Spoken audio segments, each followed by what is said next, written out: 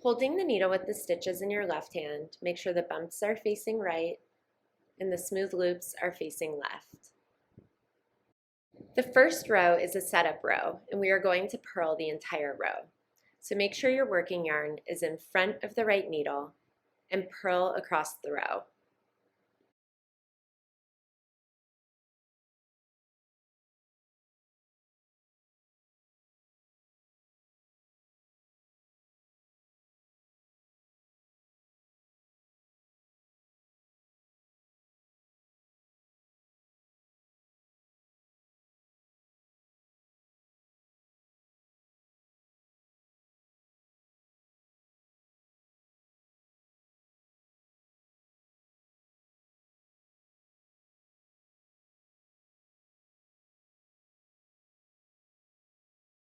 Once you are finished purling the first row, hold the needle with the stitches in your left hand. The bumps should be facing right, and the smooth loops should be facing left.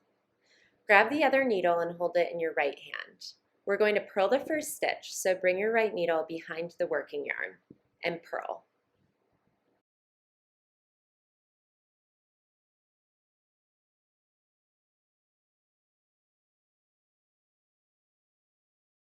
Next, we are going to knit one below. So bring your working yarn behind the right needle. We are going to knit below the first stitch on the left needle. So below the top loop on the left needle, you will see a V, which is the stitch below. There will be a space in the middle of the V where my finger is. Insert the right needle into that space and then knit like normal.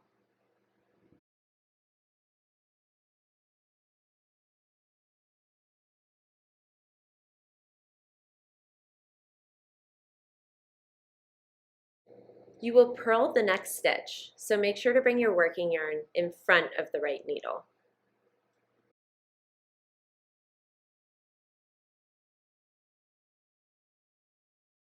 After you purl, you will knit one below for the next stitch. So make sure to bring your working yarn behind the right needle, and you'll insert your right needle into the space in that V below the top stitch on your left needle.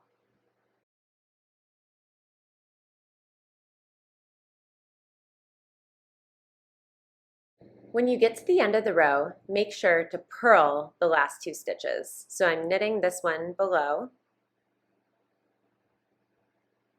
and then bringing the working yarn in front of the right needle, and I'll purl the last two stitches of the row.